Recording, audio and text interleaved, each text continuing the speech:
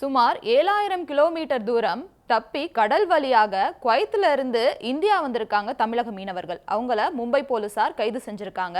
இதன் பின்னணியில மரியான் திரைப்பட பாணியில நிறைய திடுக்கிடும் தகவல்கள் இருப்பதா தெரிய வருது. அதை பத்தி பார்க்கலாம் விரிவாக. பிரபல மீன்பிடி தொழில் நிறுவனத்தில் வேலை இருப்பதாக கூறி குவைத் நாட்டிற்கு அழைத்து செல்லப்பட்டிருக்கிறார்கள் 3 தமிழக மீனவர்கள்.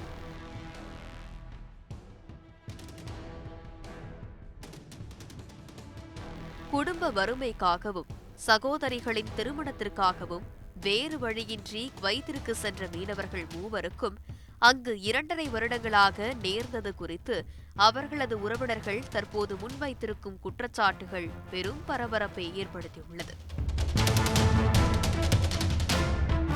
தமிழ்நாட்டின் ராமநாதபுரம் மற்றும் கன்னியாகுமரி மாவட்டத்தைச் சேர்ந்த நிரிஷா, விஜய் மற்றும் அனீஷ் ஆகிய 3 மீனவர்கள் இவ்வாறு குவைத்துக்கு அழைத்து செல்லப்பட்டு உள்ளனர்.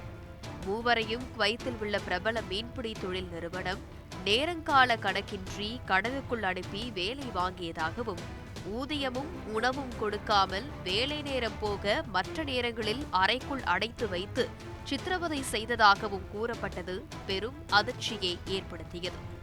இது தொடர்பாக மூவரும் அங்கிருந்து அனுப்பிய புகைப்படங்கள் பெரும் பரபரப்பை ஏற்படுத்திய நிலையில் தங்களை எப்படியாவது மீட்டுவிடும்படி மூவரும் மன்றாடுவதாக கூறி அவர்களது உறவினர்கள் கடந்த மாதமே ராமநாதபுரம் மாவட்ட ஆட்சியர் அலுவலகத்தில் புகாரும் அளித்துள்ளனர். கடலுக்கு அனுப்பி அவர் அந்த வருமானத்தை மட்டும்தான் பெற்றுக்கிறாரு. இவருக்கு சாப்பாடு மட்டும்தான் போடுறாங்க. எதிர்த்து கேட்டால் இந்த பசங்களை அடிக்கிறது, ஆட்களை வச்சு அடிக்கிறது, ரூம்ல பூட்டி வச்சு அடிக்கிறது, இப்படின்றது பல கொடுமைகள் பண்ணியிருக்காங்க. இதில் பார்த்தீங்கன்னா அந்த பசங்களுக்கு ஏற்கனவே அந்த பசங்க அந்த காயப்பட்ட வீடியோக்களை எல்லாம் அங்கே அனுப்பியிருந்தாங்க. இந்த மாதிரி எங்களை அடித்து கொடுமைப்படுத்துறாங்க, எங்களை காப்பாத்துங்க அப்படின்னு சொல்லி எங்களுக்கு வாட்ஸ்அப் மூலமாக மீனவர் சங்கத்தில் தொடர்பு கொண்டு சொல்லியிருந்தாங்க. பெரும் சித்திரவதைக்கு நடுவே வழக்கம் போல் கடலுக்கு மீன்பிடிக்க செல்வது போல் புறப்பட்ட மூவரும் நூதன முறையில் நிறுவனத்தில் இருந்த அதிகப்படியான டீசலை திருடி அங்கிருந்த நாட்டு படகு மூலம் தப்பியதாக கூறப்படுகிறது. படகில் இருந்த GPS கருவி மூலம் சுமார் 7000 கிலோமீட்டர் தூரத்தை 12 நாட்களாக கடல் வழியாகவே பயணித்து மூவரும் இந்தியாவின் மும்பை வந்தடைந்ததாக கூறப்பட்டது அனைவரையும் விழிப்புதுங்க செய்தது. உயிருக்கு பயந்து எப்படியாவது ஊருக்கு போய் சேரலாம்ன்ற ஒரு நிலையில தான் இன்னைக்கு பார்த்தீங்கன்னா அவங்க மீன்பிடி படகு எடுத்துக்கிட்டு உயிரையும் துச்சமா மதிச்சு கிட்டத்தட்ட பார்த்தீங்கன்னா 6000-7000 கிலோமீட்டர் கிட்டத்தட்ட 10 நாள் பயணம் செஞ்சு 12 நாள் பயணம் செஞ்சு இன்னைக்கு கடலுக்குள்ள இன்டர்நேஷனல் வாட்டர்ல ஓடி இன்னைக்கு மும்பையில் இறங்கியிருக்காங்க. இது அவங்க உயிரை பணைய வச்சு தஞ்சமடைய வந்திருக்காங்க. இவங்களுக்கு அரசு கருணை அடிப்படையில் இவங்களை காப்பாற்றி இவங்களுக்கான வீடுகள் சேர்க்கணும்னு சொல்லி இந்த மத்திய மாநில அரசை கேட்டுக்கிறோம். 12 நாட்களாக உண்ண உணவேதும் இல்லாமல் கடும் சிரமத்திற்கு இடையே உயிரை பணயம் வைத்து கடல் வழியாக தப்பி வந்த மூவரையும் எல்லை தாண்டி வந்ததாக கூறி மும்பை போலீசார் கைது செய்ததாக தகவல் வெளியானது. இந்த சம்பவம் இங்குள்ள அவர்களின் உறவினர்களை அதிர்ச்சியடைய செய்த நிலையில் கண்ணீர் மல்க ராமநாதபுரம் மாவட்ட ஆட்சியர் அலுவலகம் வந்த உறவினர்கள் மூவரையும் மீட்டு தரும்படி மாவட்ட ஆட்சியரிடம் மனு அளித்தனர். எனக்கு 4 பொண்ணு ஒரு பையன். வீட்டு கஷ்டத்தினால அவர் வெளிநாடு போறேன் அப்படின்னு குவைத் நாட்டுக்கு போனாரு. குவைத் நாட்டுக்கு போனதுல இருந்து அவர் அங்க போய் வேலை செஞ்ச இடத்துல அவருக்கு சம்பளம் எதுவுமே கொடுக்கல, சாப்பாடு கொடுக்கல, தூங்குறதுக்கு இடம் கொடுக்கல, ரொம்ப சித்திரவதை பண்ணி காட்டுக்குள்ளையெல்லாம் கொண்டு போய் வச்சிருந்தாங்க. என் மகன் 2 வருஷமா ரொம்ப கஷ்டப்படுறான், என்னை எப்படினாலும் மீட்டுங்கன்னு சொன்னான். இங்க இருந்து நாங்க இருந்து எப்படி மீட்ட முடியும் அப்படின்னு சொல்லி நாங்களும் அழுதோம். அவர் அங்கிருந்து அடி வாங்கின இதுல சித்திரவதை தாங்க முடியாம கடலுக்கு வந்தவர் மும்பை கடற்கரையில இறங்கியிருக்காரு. மும்பை போலீஸ்ல அவங்க இருக்காங்க, எங்களுக்கு மீட்டு தாங்க. வீட்டுக்காரர் குடும்ப கஷ்டத்தினால வெளிநாடு போனாங்க. போய் 2 வருஷத்துக்கு மேல ஆச்சு. ஆனா எந்த ஒரு இதுவுமே இல்லை. வெளிநாடு போய் ரொம்ப கஷ்டம், எந்த ஒரு வருமானமும் இல்லாம பிள்ளைகளை வச்சுக்கிட்டும் ரொம்ப கஷ்டப்படுறோம்.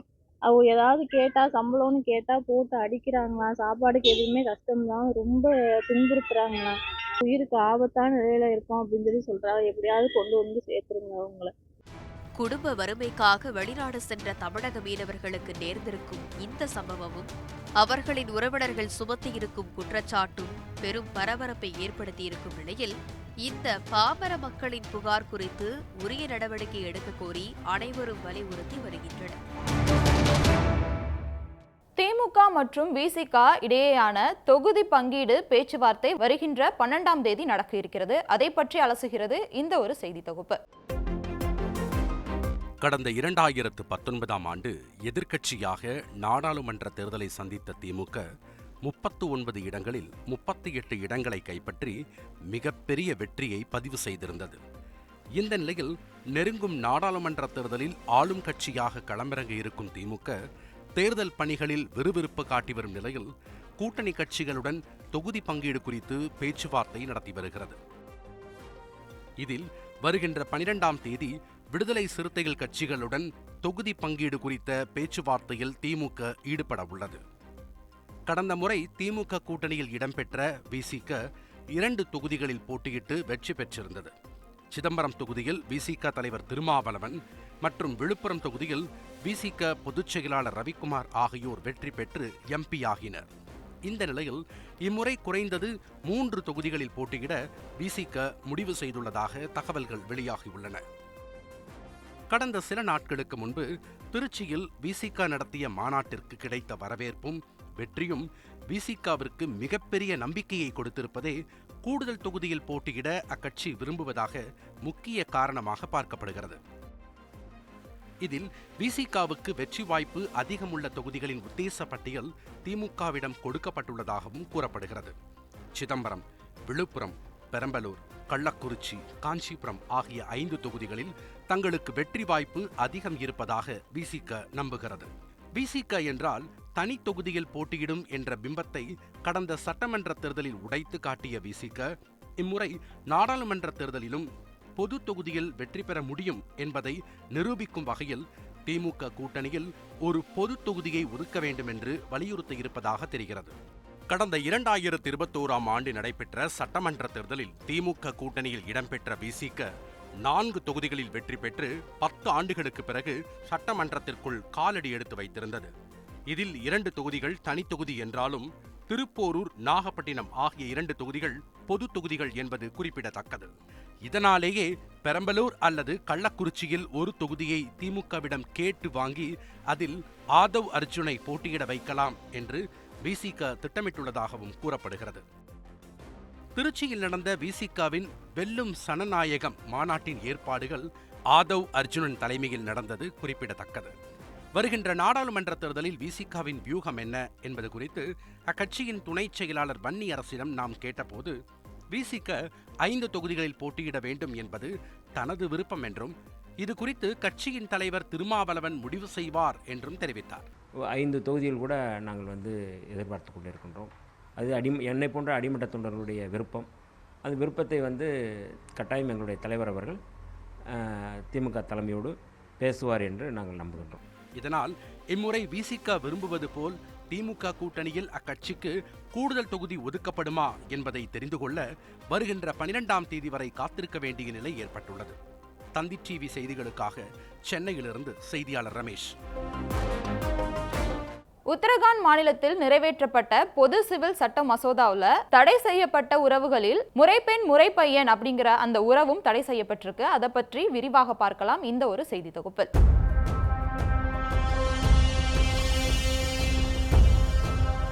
சுதந்திர இந்தியாவில் முதல் முறையாக பொது சிவில் சட்டத்தை நிறைவேற்றியுள்ளது உத்தரகாண்ட் மாநில அரசு.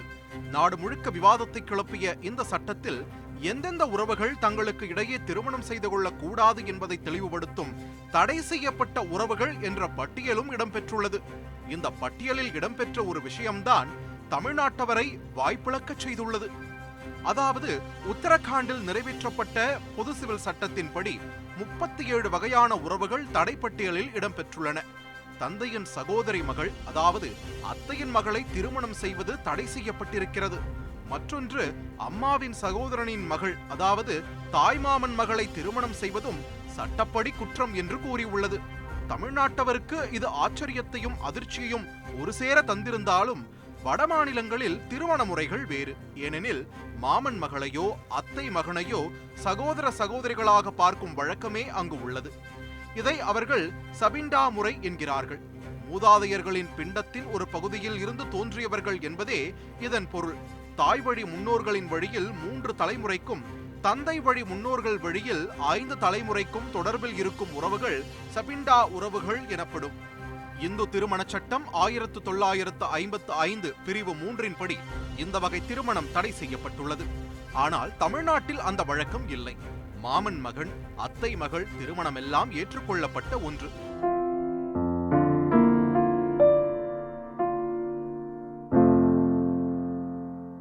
இது காலம் காலமாக பின்பற்றப்படும் நடைமுறை என்பதால் நமது பழக்க வழக்கங்களில் ஒன்றாக இது மாறி உள்ளது.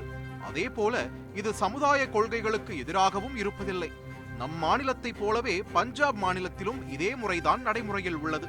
இந்த சூழலில்தான் பொது சிவில் சட்டத்தில் முறைப்பெண் முறைப்பையன் திருமணத்தை தடை செய்யப்பட்ட உறவுகள் பட்டியலில் उत्तराखंड मानिलम சேர்த்துள்ளது. इसके विरोध में हो कृपया नहीं कहें. हाँ की संख्या अधिक है अतः विधेयक पारित हुआ. मत संख्या 3 माननीय संसदीय कार्य मंत्री जी. தந்தி டிவி செய்திகளுக்காக செய்தியாளர் ரமேஷ். 12ஆம் வகுப்பு மாணவர்களுக்கு செய்முறை தேர்வு நடக்க இருக்க நிலையில மாணவர்கள் இறுதிக்கட்ட பயிற்சிக்கு தயாராயிருக்காங்க. அதை பற்றி அலசுகிறது இந்த ஒரு செய்தி தொகுப்பு.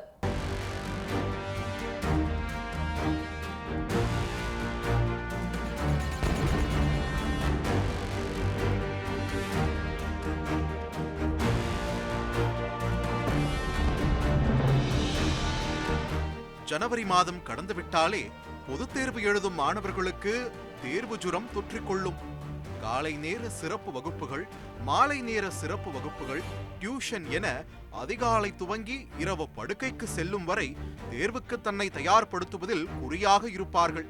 அந்த வகையில் 12ஆம் வகுப்பு மாணவர்களுக்கான செய்முறை தேர்வு அடுத்த வாரம் துவங்க உள்ளது. பள்ளிக்கல்வித்துறையை பொறுத்தவரை பொதுத் தேர்வு எழுதும் 10ஆம் வகுப்பு, 11ஆம் வகுப்பு, 12ஆம் வகுப்பு மாணவர்களின் மீது கூடுதல் கவனம் செலுத்துவது வழக்கமான ஒன்று. அதன் காரணமாகவே ஒவ்வொரு ஆண்டும் பொதுத் தேர்வு கால அட்டவணையை மாணவர்களின் வசதிக்காக முன்னதாகவே வெளியிடப்படும். அந்த வகையில் 2023, 2024 கல்வி ஆண்டிற்கான அட்டவணையும் முன்னதாகவே வெளியிட்டது பள்ளி கல்வித்துறை. 12ஆம் வகுப்பு மாணவர்களுக்கான செய்முறை தேர்வு 12ஆம் தேதி முதல் 17ஆம் தேதி வரையிலும், 11ஆம் வகுப்பு மாணவர்களுக்கு பிப்ரவரி 19ஆம் தேதி முதல் 24ஆம் தேதி வரையிலும் நடைபெற உள்ளது. ப்ரிப்ரேஷன்ஸ் நல்லா போயிட்டுருக்கு. டீச்சர்ஸ் எல்லாருமே ஸ்டடீஸ் நல்லா கொடுத்துட்ருக்காங்க. எல்லாருமே நல்லா படிச்சுட்ருக்கோம். கன்ஃபார்மாக மேக்ஸிமம் 100% வரும் ஸ்கூலுக்கு. ஐ திங்க் தேர்வு அடுத்த வாரம் துவங்க உள்ள நிலையில் மாணவர்களிடம் இருக்கும் பயத்தை போக்க வேண்டும் என்பதற்காக தொடர்ச்சியாக ஆய்வகங்களில் பயிற்சி வழங்கப்பட்டு கொண்டிருக்கிறது. கெமிஸ்ட்ரி, ஃபிசிக்ஸ், பயாலஜி ப்ராக்டிக்கல் பண்ண போகிறோம். பயோமேக்ஸ் குரூப் படிக்கிறோம். தியரி ஆல்மோஸ்ட் ரெடி ஆகிட்டோம். ப்ராக்டிக்கல் முடிச்சுட்டு ஃபுல்லாக தியரியில் கான்சென்ட்ரேட் பண்ணுவோம். எக்ஸாம் நல்லா எழுதணும். மாணவர்கள் எழுத்து தேர்வு மற்றும் செய்முறை தேர்வு இரண்டிலும் குறைந்தபட்ச மதிப்பெண்கள் பெற வேண்டும் என்பது நிபந்தனையாக இருக்கிறது. அதன்படி மொத்தமுள்ள 100 மதிப்பெண்களில் 70 மதிப்பெண்கள் தியரி என்று சொல்லப்படும் எழுத்து தேர்வுக்கும் 30 மதிப்பெண்கள் செய்முறை தேர்வுக்கும் ஒதுக்கீடு செய்யப்பட்டிருக்கிறது. எங்களுக்கு ரொம்ப கோப்பப் பண்ணி எங்களை ரொம்ப ட்ரெயின் பண்ணிட்டு இருக்காங்க. ஸோ நாங்கள் கண்டிப்பாக பெஸ்ட்டாக நாங்கள் பண்ணுவோம்னு நான் நினைக்கிறேன். அதே மாதிரி அந்த ப்ராக்டிக்கலுக்கு 30 மார்க்ஸு. அதில் நாங்கள் 15 மார்க்ஸ்க்கு நாங்கள் ப்ராக்டிக்கல் செய்வோம். தியரியில் 70 மார்க்ஸ். 70 மார்க்ஸ்க்கு நாங்கள் 35 மார்க்ஸ் எடுத்தால் நாங்கள் பாஸ். ஸோ நாங்கள் 2 இதுக்குமே நாங்கள் நல்லாவே ப்ரிப்பேர் பண்ணியிருக்கோம். இந்த வருஷம் அந்த மெயின் எக்ஸாமையும் சரி ப்ராக்டிக்கலையும் சரி நாங்கள் நல்லாவே கிளியர் பண்ணுவோன்ற அந்த நம்பிக்கை எங்களுக்கு இருக்குது. செய்முறை தேர்வில் மதிப்பெண் பெறுவது எளிதான வழி என்றாலும் மாணவர்கள் அதில் கூடுதல் கவனம் செலுத்த தவறக்கூடாது என்பதே ஆசிரியர்களின் கருத்தாக உள்ளது. தந்தி டிவி செய்திகளுக்காக ஒளிப்பதிவாளர் மணிகண்டனுடன் செய்தியாளர் சங்கரன். தமிழகத்தில் புதிதாக தொடங்கப்பட்டிருக்க மாவட்டங்கள்ல அரசு மருத்துவக் கல்லூரிகள் அமைப்பதற்கு சிக்கல்கள் இருப்பதாகவும் தெரியப்படுகிறது. அதை பற்றி பார்க்கலாம் இந்த ஒரு செய்தி தொகுப்பில். புதிய மருத்துவக் கல்லூரிகளை தொடங்கவும், ஏற்கனவே உள்ள மருத்துவக் கல்லூரிகளில் மாணவர் எண்ணிக்கையை அதிகரிக்கவும் தேசிய மருத்துவ ஆணையம் 2023 புதிய கட்டுப்பாடுகளை விதித்தது. அதன்படி ஒரு மாநிலத்தின் மக்கள் தொகையில் 1 லட்சம் பேருக்கு அதிகபட்சமாக 100 MBBS இடங்கள் மட்டுமே இருக்கலாம் என்று உச்சவரம்பு நிர்ணயிக்கப்பட்டுள்ளது. அந்த வகையில் 8 கோடி மக்கள் தொகை கொண்ட தமிழகத்தில் 8000 MBBS இடங்களுக்கு மட்டுமே அனுமதி. ஆனால் தற்போது தமிழக மருத்துவக் கல்லூரிகளில் 10,000க்கும் அதிக MBBS இடங்கள் உள்ளது. இந்த விதிமுறை 2025 முதல் அமல்படுத்தப்படும் என்றும் 2024-25க்கு விலக்களிக்கப்படும் என்றும் தேசிய மருத்துவ ஆணையம் அறிவித்தது. ஆனால் இந்த விலக்கை பயன்படுத்தி 2024-25 தமிழகத்தில் புதிய அரசு மருத்துவக் கல்லூரிகள் எதுவும் தொடங்கப்படவில்லை. விண்ணப்பம் செய்ய கடைசி தேதி முடிவடைந்துள்ள நிலையில் எம்பிபிஎஸ் இடங்களை அதிகரிக்கவும் தமிழகம் சார்பில் விண்ணப்பம் எதுவும் செய்யப்படவில்லை என்று கூறப்படுகிறது. தமிழகத்தில் கடைசியாக 2021 11 புதிய மருத்துவக் கல்லூரிகள் தொடங்கப்பட்டன. ஒவ்வொரு மாவட்ட தலைநகரிலும் ஒரு அரசு மருத்துவக் கல்லூரி அமைப்பதை தமிழக அரசு இலக்காக கொண்டுள்ளது. புதிதாக உருவாக்கப்பட்ட ராணிப்பேட்டை, திருப்பத்தூர், மயிலாடுதுறை, தென்காசி மற்றும் பழைய மாவட்டங்களான காஞ்சிபுரம், பெரம்பலூர் மாவட்டங்களில் அரசு மருத்துவக் கல்லூரிகள் தொடங்கப்படவில்லை. இந்த மாவட்டங்களில் அரசு மருத்துவக் கல்லூரிகள் தொடங்குவதற்கு இனி வாய்ப்பில்லை என்றே கூறப்படுகிறது. செய்திகளை உடனுக்குடன் தெரிந்து கொள்ள உடனே சப்ஸ்கிரைப் பண்ணுங்க.